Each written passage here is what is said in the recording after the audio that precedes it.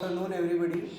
आज हम यूनिट 4 के बारे में अध्ययन करेंगे जिसका नाम है इंटरनेट का परिचय।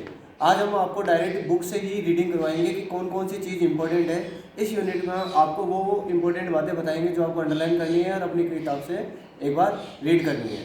तो हम आपको स्टार्ट करने जा रहे हैं इंटरनेट का परिचय। सबसे पहले आपको इस यूनिट से आपको ये अंडरलाइन करनी है इंटरनेट क्या है। तो इसमें अधिकतर ये क्वेश्चन बनता है कि इंटरनेट सूचना का सुपर हाईवे के नाम से जाना जाता है। पहला क्वेश्चन बन रहा है इंटरनेट क्या है, तो आपको याद रखना है इंटरनेट सूचना का सुपर हाईवे है और बस इतना ही याद रखना है। इसके बाद में अपन बात करते हैं आईएसपी के बारे में। आईएसपी क्या चीज़ है? आईएसपी की फुल फॉर्म पूछी जाती है। इस यूनिट से आपको फुल फॉर्म पूछी जाएगी जिसमें ये पूछा जा सकता है कि आईएसपी क्या है। तो आपको याद रखना है आईएसपी इंटरनेट सेवा प्रदाता, जिसे इंग्लिश में इंटरनेट सर्विस प्रोवाइडर के नाम से जाना जाता है, जो अपने कंप्यूटर पर या मोबाइल पर सर्विस प्रोवाइड करवाता है। फिर बात करते हैं मॉडेम की। मॉडेम आपने नाम सुना होगा, डोंगल, जैसे जियो का डोंगल होता है, डेटा कार्ड होता है, तो इसे मॉडेम की फुल फॉर्म भी पूछी जाती है जिसका नाम है मॉड्यूलेटर, डी मॉड्यूलेटर के नाम से। आपको इसकी फुल फॉर्म भी याद रखनी है, मॉड्यूलेटर और डी मॉड्यूलेटर। फिर बात करते हैं अपन डायरेक्ट ही यहाँ पर, ये क्वेश्चन त्वरित समीक्षा का फर्स्ट क्वेश्चन। इसमें आपको याद रखना है मॉडेम का नाम क्या है, तो मॉडेम का पूरा नाम है मॉड्यूलेटर एंड डीमॉड्यूलेटर।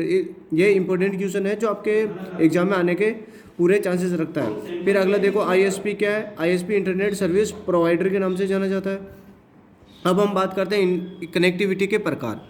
तो सबसे पहले डायलअप कनेक्शन के बारे में बात करते हैं। डायलअप कनेक्शन आपने घरों पे बेसिक फ़ोन देखा होगा, बेसिक फ़ोन जिसमें अपन तार लगा हुआ होता है और एक दूसरे से कनेक्ट कर एक तार से कनेक्ट होता है, वो डायलअप कनेक्शन के नाम से जाना जाता है। इसकी जो स्पीड होती है वो स्लो होती है। आपसे ये क्वेश्चन पूछा जाएगा आरएससीआईटी में, डायलअप कनेक्शन की इंटरनेट स्पीड कैसी होती है। आपको याद रखना है कि इसकी स्पीड स्लो होती है। किससे? ब्रॉडबैंड कनेक्शन से।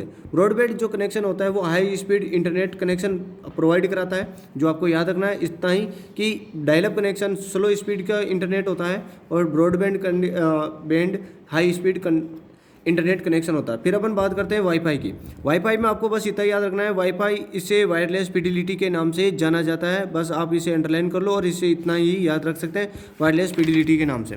फिर अपन बात करते हैं डीएसएल। डीएसएल के बारे में कभी कभी फुल फॉर्म आ जाती है। डीएसएल की फुल फॉर्म क्या है, तो आपको याद रखना है डीएसएल की full form digital subscriber line होती है। ठीक है। फिर केबल, आपने केबल देखी होगी टीवी वाली, वो केबल अलग होती है जिससे भी अपन इंटरनेट मिल सकता है। उपग्रह, सैटेलाइट से जो अपन को इंटरनेट मिलता है वो उपग्रह उसका काम करता है। मोबाइल में आपने देखा होगा 3G 4G ये जो सर्विस प्रोवाइड मिलती है वो इंटरनेट के लिए ही होती है। ठीक है। अब बात करते हैं अपन ब्रॉडबैंड के। ब्रॉडबैंड और डायलअप कनेक्शन में अंतर क्या है? आपको याद है कि broadband high speed internet provide कराता है, dial-up connection slow speed internet provide करता है।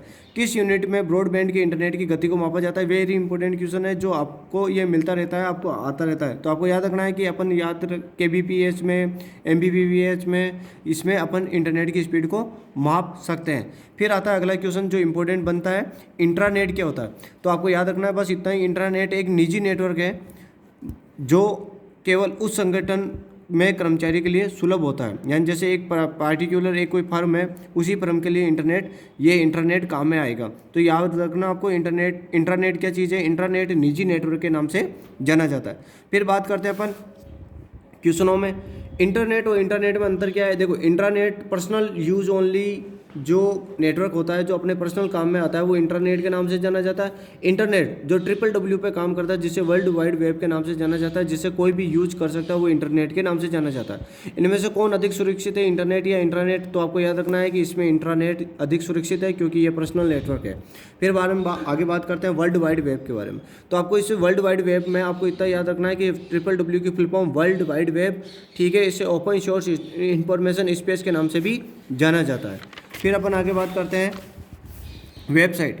ये वेबसाइट, इसकी जो भी वेबसाइट चलाते हैं उसके आगे WWW लगा हुआ होता है, बस इतना ही नॉर्मली आपको याद रखना है। फिर अपन बात करते हैं यूनिफॉर्म में। इसी टॉपिक से हर बार क्वेश्चन बनता रहता है और यहाँ से इंपॉर्टेंट क्वेश्चन बनेगा। आपको सबसे पहले आपको URL की फुल फॉर्म याद रखनी है, यूनिफॉर्म रिसोर्स लोकेटर के नाम से जाना जाता है। फिर आप इस डायग्राम में देखेंगे यहाँ पर जो ब्लैक कलर शो हो रहा है, ब्लैक में, इसमें आपको क्लियर दिखाई नहीं दे रहा होगा, लेकिन आप अपनी बुक्स में देखना यहाँ पर HTTP लिखा है। HTTP का मतलब होता है प्रोटोकॉल। तो आपको याद रखना है एग्जाम में पूछा जाएगा what is mean of HTTP, यानी HTTP क्या चीज़ है, तो आपको याद रखना है प्रोटोकॉल है। और www जो है वो सब डोमेन है, और गूगल है जो है डोमेन नेम है, और .com है जो टॉप लेवल डोमेन के नाम से जाना जाता है। और ये जो पीछे लगा है index.html जो आपको दिखाई दे रहा होगा, इसे फाइल पाथ के नाम से जानते हैं। अब ये पूरा जो वेबसाइट है रिसोर्स नेम, इसको पूरे को रिसोर्स नेम के नाम से जाना जाता है। तो यहाँ से आपके अधिकतर क्वेश्चन बनता है, स्पेशली आप याद रखने की कोशिश करें एक बार। फिर अपन बात करते हैं टेबल में यहाँ .com के बारे में अधिकतर क्वेश्चन आ जाता है। तो आपको याद रखना है .com व्यापार के लिए, बिजनेस के लिए काम में आने वाला टॉप लेवल डोमेन है। इसमें .com कॉमर्शियल हो गया, एजुकेशन शिक्षा के लिए होता है। .edu जो गवर्नमेंट वेबसाइटें होती हैं उनके लिए काम आता है। .net नेटवर्किंग के लिए काम में आता है। और org ऑर्गेनाइजेशन संगठन, यानी जिसे NGO के नाम से जानते हैं, उस NGO के वेबसाइटों में organization.org लगता रहता है। और ये इंपॉर्टेंट है जो आपको याद रखना है, ठीक है। अब डोमेन नेम के नाम बारे में पढ़ते हैं। डोमेन नेम आपको याद रखना है डोमेन नेम सिस्टम, बस आपको DNS की फुल फॉर्म याद रखनी है, डोमेन नेम सिस्टम, बस इससे ज़्यादा कुछ नहीं। फिर आगे बात करते हैं वेब ब्राउज़र के बारे में। तो आपको वेब ब्राउज़र आप नॉर्मली आप जानते ही हो वेब ब्राउज़र कौन कौन से होते हैं।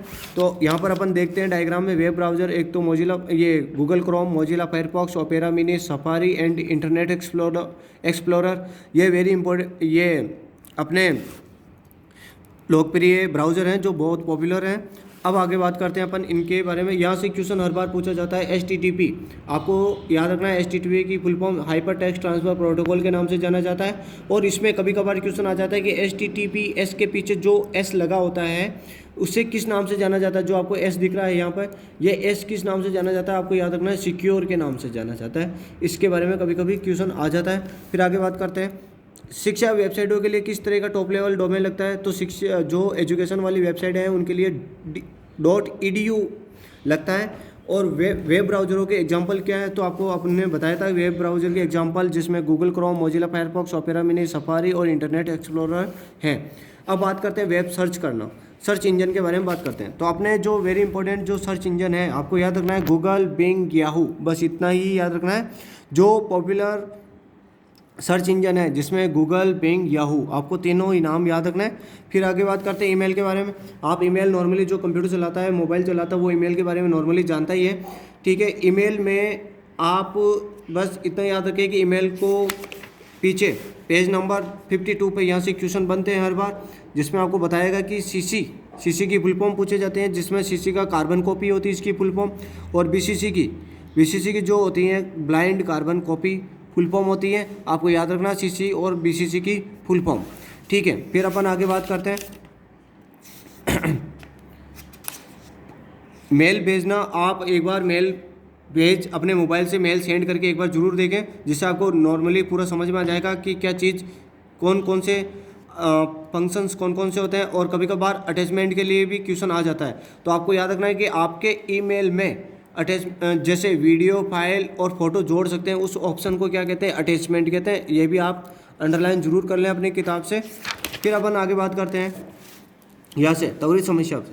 जब आप ईमेल लिखते हैं जिसमें CC और BCC क्या है, CC कार्बन कॉपी होती हैं और BCC ब्लाइंड कार्बन कॉपी होती है, इतना याद रखना है। जीमेल में ट्रेस फोल्डर का उद्देश्य क्या है। ट्रेस फोल्डर वो फोल्डर होता है जिसके अंदर अपन जो भी ये अपने मेल डिलीट करते हैं वो ट्रेस फोल्डर के अंदर चला जाता है। फिर अपन बात करते हैं राजस्थान सरकार की वेबसाइटों के बारे में। राजस्थान सरकार की जो वेबसाइट है RPSC, जिसे राजस्थान पब्लिक सर्विस कमीशन के नाम से जाना जाता है। राजस्थान सरकार जो भी वैकेंसीज निकालती है वो इस वेबसाइट पर शो हो जाती हैं, इसे राजस्थान पब्लिक सर्विस कमीशन के नाम से जाना जाता है, बस इतना याद रखना है। और इस यूनिट का आखिरी जो है पॉइंट वो देखते हैं अपन राजस्थान RTI पोर्टल।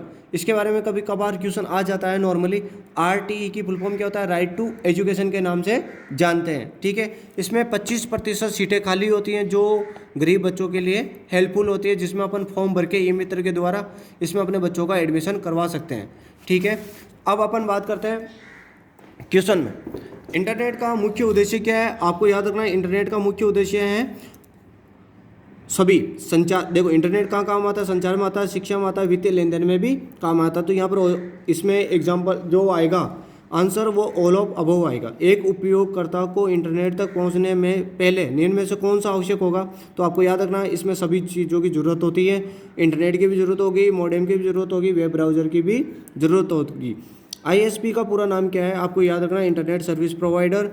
एक वेब ब्राउज़र क्या है? एक web browser application software, system software है क्या? एप्लीकेशन सॉफ्टवेयर उपयुक्त में से कोई नहीं। ठीक है, अब हम बात करते हैं एक वेब ब्राउज़र जो होता है वो यूज़र डिफाइंड होता है। हम अपने सुविधा के अकॉर्डिंग उसे डाउनलोड करते हैं, तो इसे एप्लीकेशन सॉफ्टवेयर के श्रेणी में रखा जाएगा। मॉडेम क्या होता है? जो आपको मैंने बताया था, मॉड्यूलेटर डीमॉड्यूलेटर के नाम से जाना जाता है। URL के बारे में देखते हैं। URL की फुल फॉर्म होती है यूनिफॉर्म रिसोर्स लोकेटर।